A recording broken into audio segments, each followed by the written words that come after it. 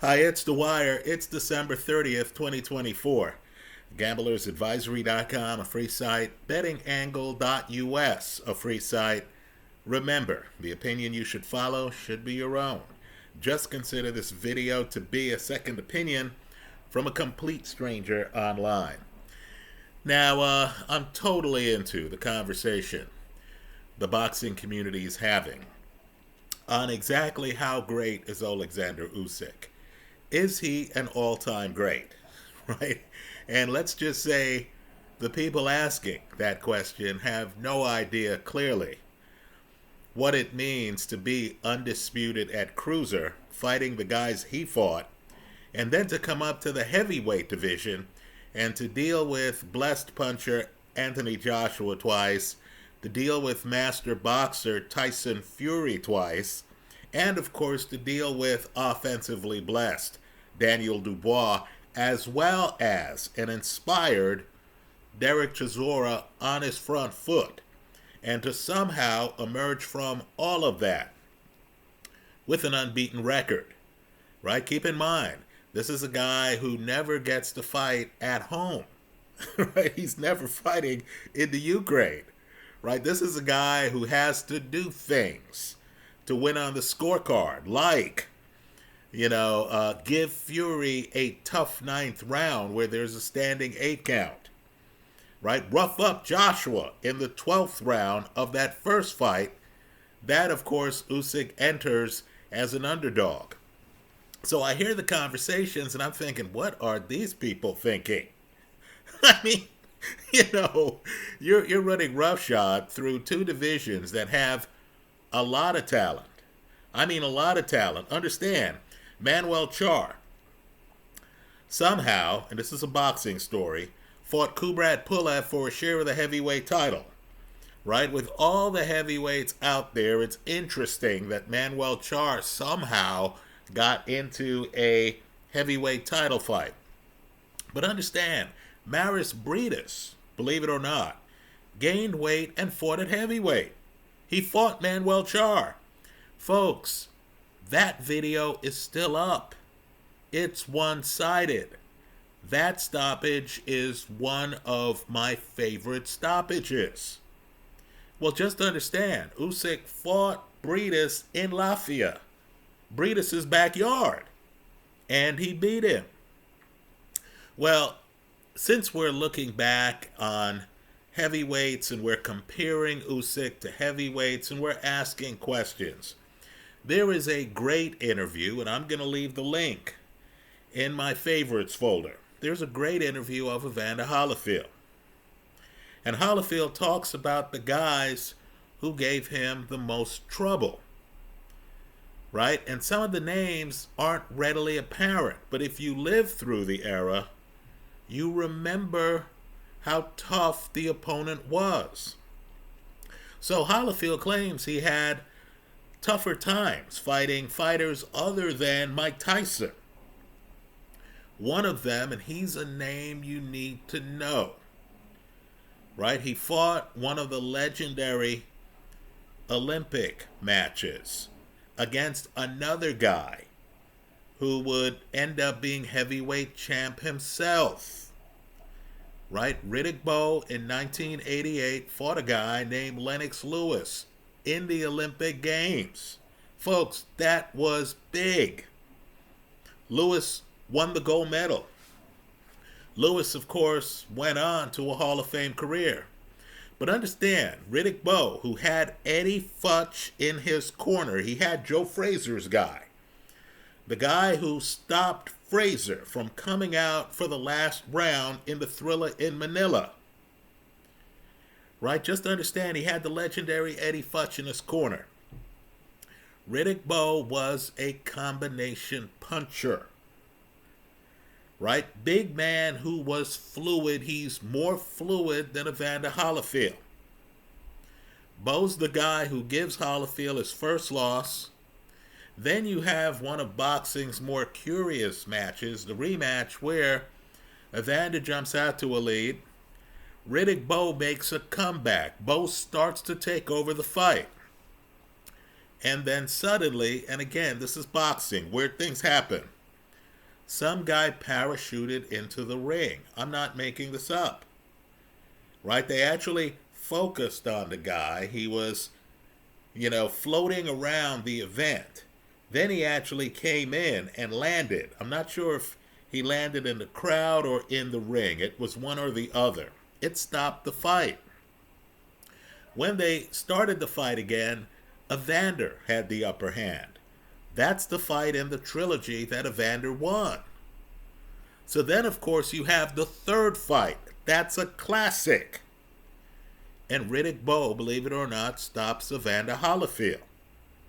So Evander, in this interview, candidly says that the fighter who gave him the toughest time was Riddick Bowe. Right? Let's just say I was surprised because the James-Toney fight's not close. But Toney fought Evander one time. Evander was smart enough not to take a rematch with James Toney. Toney's in the Hall of Fame. Right? He fought Riddick Bowe 3 times. Bowe's the person who popped his cherry, right? Gave him his first loss. I understand that. So on the question, and understand, Evander's a guy who fought Lennox Lewis twice. He's a guy who fought Mike Tyson twice. Again, the link is in the description of this YouTube video. On the question of who hit him the hardest, right? This is a guy who fought heavy punchers. He has a clear answer. George Foreman. Now, the reason that's significant is understand he fought the senior citizen version of Foreman. You could imagine how George Foreman was in the 1970s. Right? You could just imagine it. Let me also say, too, and Foreman's one of my favorite fighters. I think he's a guy who, just watching him, taught me a lot about boxing. Right? Foreman's the slugger who had one of boxing's best jabs in any division.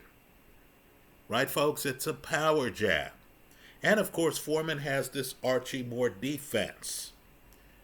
I would not hesitate to take prime George Foreman over Oleksandr Usyk. Right? Well, let me just say, Foreman, for some reason, found himself in shootouts. Right, folks? The Ron Lyle fight is a shootout. Let me just tell you how crazy the 70s were. Different technology. There's static at the beginning of the fight. You cannot find a film of George Foreman fighting Ron Lyle without static. Right? Because understand, they had technical difficulties. This aired in the days before cable television. So, of course, with the static, where you could barely understand what the announcers were talking about, you were watching one of the great shootouts, in my opinion, in heavyweight history. Right? And, of course, some fights that Foreman won were shootouts. Right? Joe Frazier's not being bashful. Joe Frazier's overwhelmed. But Joe's not moving away from Foreman. Joe is coming to Foreman. Picture this fight where smoking Joe Frazier's on his front foot. And, of course, the other guy is firing back. Well, Foreman fought Dwight Cowie. By the way, Evander claims that he got hit so hard by Foreman that when he went to his corner, he had problems with his leg. Now, Evander is a lot like Daniel Dubois. In other words, if you see a film of the fight, there's never a time in the fight where Evander looks hurt. Right? Just understand the guy. If you believe Evander, he could barely stand up. Right? There's another interview he gave of that fight against Foreman, where he claims Foreman punched him in the mouth so hard that when he went back to the corner, he had to ask his corner whether he had any of his teeth. I'm not kidding.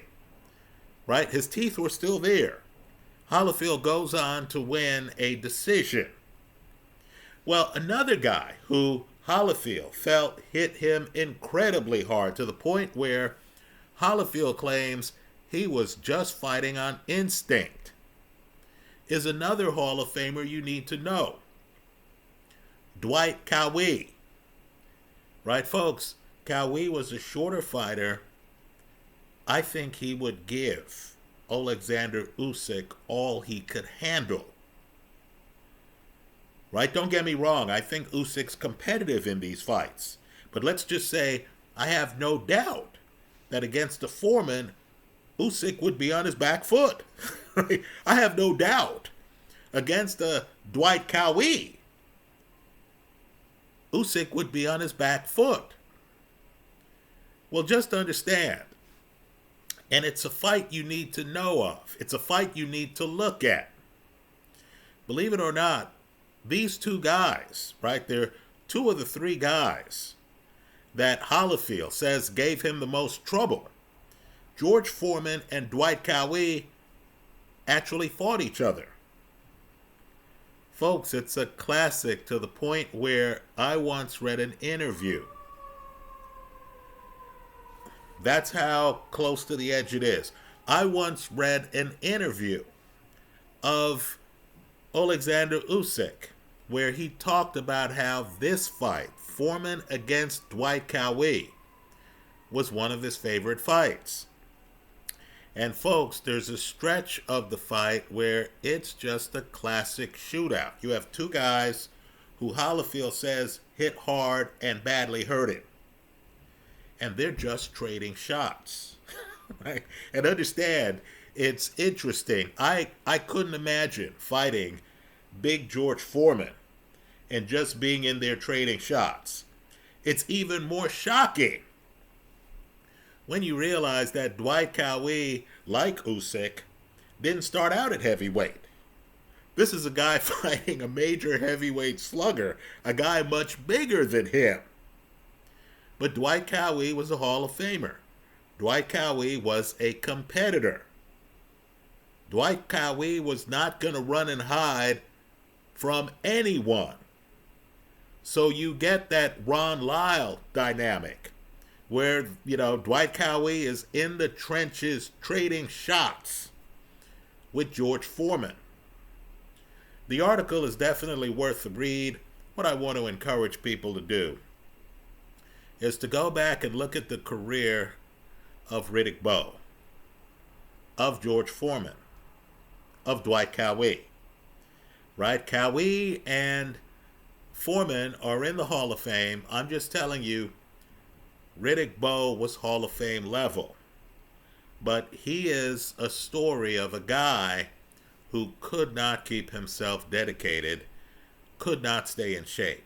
It got so bad that in one of those boxing moments, Eddie Futch, with a superstar fighter, a guy who was heavyweight champion, right? Eddie Futch actually quit the corner because he was tired of having Riddick Bowe show up for training camp out of shape, right? Understand, Eddie Futch is the guy who trained Joe Frazier. Eddie Futch is also the guy who taught Freddie Roach and who told Freddie Roach when Freddie started getting hit a bit too much for Eddie Futch's,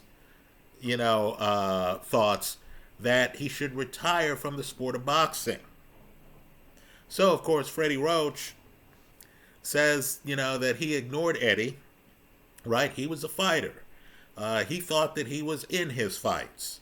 And, of course, Freddie Roach then suffered some injuries that are with him to this day, right? So give the interview a look. Just understand, the sport of boxing has a long, rich history. Let me also say, too, that you cannot judge a fighter's ability by the length of his reign, right? Foreman is one of the best heavyweights I know of. I'd love to see Foreman against Anthony Joshua. Two blessed punchers. Somebody would get stopped. Understand, Joshua's bigger than Foreman, right? But I can tell you without hesitation that Foreman would be the one on his front foot throwing heavy shots early in that match. Right? I'd love to see Foreman against today's heavyweights. Foreman actually spent years as a boxing analyst on HBO, and he was excellent, because if you research Foreman's past, you'll find out that, at one point Angelo Dundee was his trainer, right? Gil Clancy was his trainer. If you're into trainers, these guys are like a who's who of trainers, right? Archie Moore was in his corner. His mentor was Sonny Liston, right? Foreman, of course, Olympic gold medalist. When he fought Joe Frazier, both guys were unbeaten, right? People forget he actually fought Frazier a second time, right? And of course, Foreman has more big fights than you realize. Just understand, when he comes back, he fights Jerry Cooney. That fight's a shootout. It's a short shootout. Let's just say it's a shootout. And you realize not every heavyweight can be in a shootout. George Foreman could be. Anyway, take a look at the Evander Holyfield article. Understand, too, Holyfield, of course, has fought so many guys. What I want people to do, though, if you're into counter-punching, is to take a hard look. It's a masterpiece fight at James Toney against Evander Holyfield. Just understand, Toney is a guy who came up from the lighter weights, right? This is a guy who was losing to Michael Nunn and then stopped him, right? The Toney Gira fight is a classic. Just understand, I've never seen Evander Holyfield look as outclassed as he looked when James Toney fought him. Right? Toney in that fight is so comfortable deep in the pocket against Evander, a guy who roughs up Mike Tyson up close. Right? Tyson bites his ear because Evander supposedly is headbutting him. Just imagine Evander fighting a guy and getting deep in the pocket like that, and the other guy saying, "Hey, I'm glad you're here. I don't think you can handle my inside game," and then making faces to the crowd. That's what James Toney did. That's one of the reasons why Toney is a Hall of Famer. Anyway, I hope you enjoyed the interview as much as I did, and I do hope you give a look to Riddick Bowe, who was great when he was dedicated and in shape. The way he took Holyfield's title was a classic. That's a great fight. He was an immensely talented fighter. And I hope you also look at his comments on George Foreman. And just understand that Foreman, when he fought Holyfield, was in his 40s. That's one of the reasons why I'm convinced that you have a Foreman-type fighter out there right now, Zhilei Zhang, who's in his 40s, and who, to me, is very much a threat to the heavyweight title. Those are my thoughts. Let me hear yours in the comment section of this YouTube video. Thanks for stopping by.